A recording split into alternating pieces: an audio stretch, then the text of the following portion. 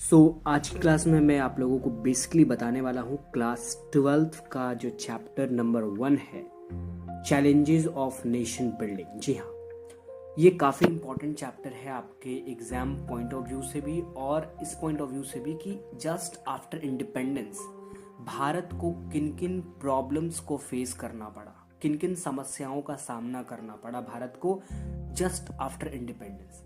आधी रात को भारत आज़ाद हुई और आज़ादी के बाद भारत को एक बहुत बड़ा झटका लगा। झटका ये था कि भारत जब आज़ाद हो गया तो आज़ादी के बाद भारत से एक अलग देश अलग हुआ और उसका नाम पड़ा पाकिस्तान। पाकिस्तान चाहता था कि उसकी खुद की अपनी देश हो, अपना उसका प्राइम मिनिस्टर हो और भी बहुत सारी चीज़ें।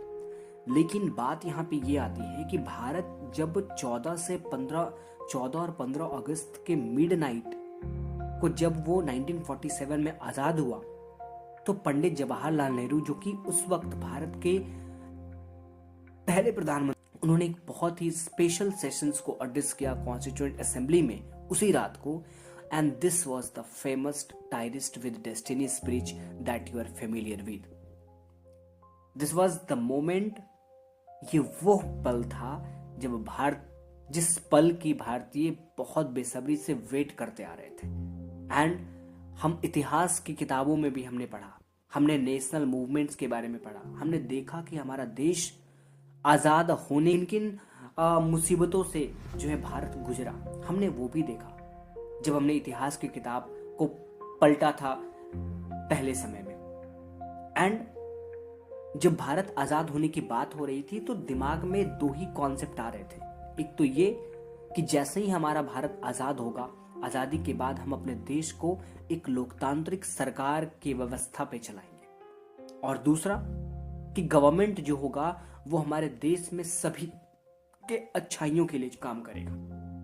जो सरकार डेमोक्रेटिक गवर्नमेंट के फॉर्म में होगा वो सरकार हमारे समाज में खास तौर पे जो गरीब हैं, जो समाज में बहुत पिछड़े लोग हैं, जो डिसएडवांटेज ग्रुप हैं, उनके लिए काम करेगा।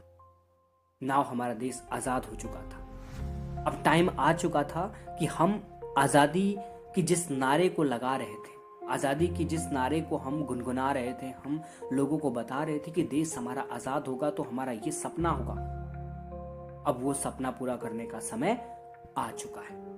और आ चुका है यहाँ पे अकॉर्डिंग टू योर किताब, according to your book. So this was not going to be easy. लेकिन जब हम कोई सपना लेते हैं तो उन सपनों को पूरा करना इतना आसान नहीं होता है। कुछ गोल को हम जब डिसाइड करते हैं या कुछ एम को डिसाइड करते हैं तो उसे पूरा करना इतना आसान नहीं होता है कि हमने कह दिया और वो पूरा हो गया। भारत तो आज़ाद हुआ, but India was born as a nation state in a very difficult circumstances. बहुत बहुत खराब परिस्थितियों में भारत आज़ाद हुआ। शायद कोई ऐसा कंट्री उस वक्त इस तरह की सिचुएशन से नहीं गुजरा होगा जिस तरीके से भारत 1947 में अपने आप को इस बिल्कुल डिफिकल्ट सिचुएशन से, डिफिकल्ट सर्कमस्टांसेस से गुजरा। जैसे ही हमारा देश आज़ाद हुआ और आज़ादी का सौगात मिला बंटवारे के साथ। आज़ाद तो हुआ भारत, लेकिन भारत आज़ाद हुआ बंटवारे के साथ। 1947 एक ऐसा समय जब बिल्कुल देश में हाहाकार, देश में वायलेंस, देश में डिस्प्लेसमेंट का ट्रॉमा, यानी कि जो लोग हमारे देश में, जो लोग अपने देश में जिनकी पूर्वज की जमीन जहां थी, वो ऐसा मालूम पड़ता है कि वो जमीन अब लोगों की कभी नहीं हो पाएगी। उन्हें अपने देश को ही छोड़ के जाना पड़ेगा, वहां से उनको डिस्प्लेस होना पड़ेगा और वो कभी वापस उस चौखट पर दोबारा कदम नहीं रख सकते। जरा आप कल्पना करिए, क्योंकि ये चैप्टर बहुत ही बिल्कुल अंदरूनी एक आपको जो है ना, आपको फील करने वाला चैप्टर है ये, कि आप फील करो कि आप जहां हो अभी, आपकी घर जहां है, कल को कोई अगर बोले कि आपको यहां से परमानेंटली डिस्प्लेस हो जाना है और दोबारा आप कभी नहीं आ सकते। Now think, and this was the situation. इतना कुछ होने के बाद भी भारत के जो नेता थे, है ना, it yet turmoil that accompanied independence did not make our leaders lose sight of the multiple challenges that face the new nation. Bharat में भारत को इतनी सारी समस्याओं को झेलने के बाद भी हमारे देश के जो नेता थे उन्होंने हार नहीं मानी। और मुख्यतः अगर देखा जाए तो भारत जब आज़ाद हुआ था तो आज़ादी के ठीक बाद भारत को 3 प्रकार की चुनौतियों का सामना करना पड़ा। पहला और जो सबसे इमीडिएट चैलेंज था कि देश यानी कि नेशन को कैसे शेप किया जाए, नेशन को कैसे आकार दिया जाए और भारत को कैसे यूनाइट किया जाए। ठीक है, क्योंकि भारत का जो समाज, इतनी विविधता, इतनी बड़ी डाइवर्सिटी भारत की, और भारत एक ऐसा लैंड जो डाइवर्सिटी से भरा हुआ है। यहाँ पे अलग अलग धर्म के लोग हैं, अलग अलग जाति बोलने वाले लोग हैं, अलग अलग कल्चर्स, अलग अलग रिलीजन्स को मानने वाले लोग हैं। और उस वक्त ऐसा माना जाता था कि भारत के जैसा दुनिया में, ठीक है, इतनी डाइवर्सिटी वाला देश, क्योंकि अंग्रेजों का ये भी कहना था कि इतनी विविधता वाला देश कभी भी बहुत लंबे समय तक नहीं टिक पाएगा।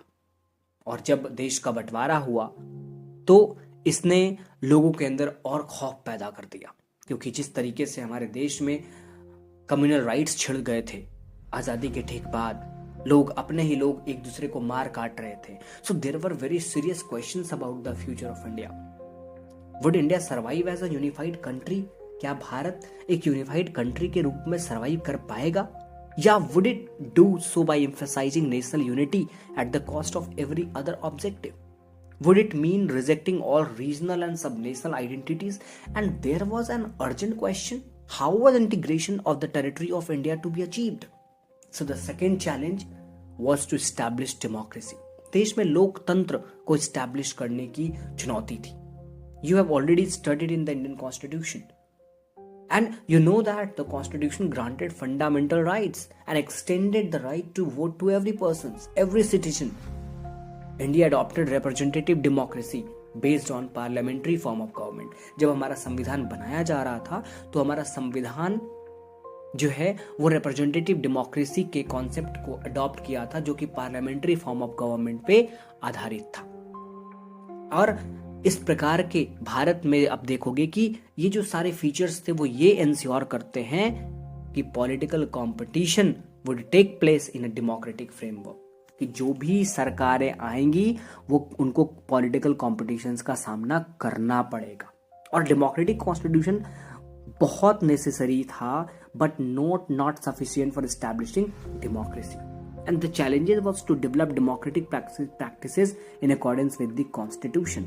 Now the third challenge was to ensure development and wellbeing of the entire society, and not only for some sections, ना कि कुछ सेक्शंस ऑफ सोसाइटी के लिए, बल्कि here again the constitution clearly laid down the principle of equality and special protection to socially disadvantaged groups and religious and cultural communities. The constitution also set out in the directive principle of state policy the welfare goals that democratic politics must achieve. कि भारत जब हमारा संविधान बना तो हमारे संविधान के part 4 में directive principle of state policy के बारे में बताया गया। और directive principle of state policy में बोला कि आप जो भी काम करोगे, हमारा देश का मेन गोल क्या होगा? वेलफेयर करना, लोगों का कल्याण करना। And the real challenge now was to evolve effective policies of economic development and eradication of poverty. ये देश में जो गरीबी की मार थी, ठीक है, और गरीबी का मार बहुत रीजन से हुआ। एक तो अंग्रेजों ने इतने सालों तक हमारे देश पे शासन किया, दूसरा कि जब देश आज़ाद हुआ तो आज़ादी के बाद भारत के जो मेन फर्टाइल लैंड थे वो पाकिस्तान की तरफ चले गए। और भारत जो कि हमेशा से एक एग्रेरियन कंट्री के रूप में जाना गया है और जाना जाता है, जहां पे 75% of the peoples they are dependent on agriculture. अब भारत के साथ खाने की चुनौती पैदा हो गई, भारत में लोगों की एम्प्लॉयमेंट की चुनौती पैदा हो गई। Now how did independent India respond to these challenges? To what extent did India succeed in achieving the various objectives set out by the constitution? And this entire book is an attempt to respond to these questions. The book tells the story of politics in India since independence so as to equip you to develop your own answers to big questions like these. In the first 3 chapters, we look at how the 3 challenges mentioned above were faced in the early years after independence. But in this chapter, we will focus on the first challenge, that is nation building. कि भारत को कैसे बनाया गया, how nations built at that time after just independence, after facing various kind of difficulties, various kind of difficult circumstances, how India built as a nation, as a democratic nation where everyone gets equal rights of vote, equal rights of employments, equality, justice, liberty, सबको कैसे maintain किया गया, इन सभी बातों को हम लोगों को यहाँ पे देखना है.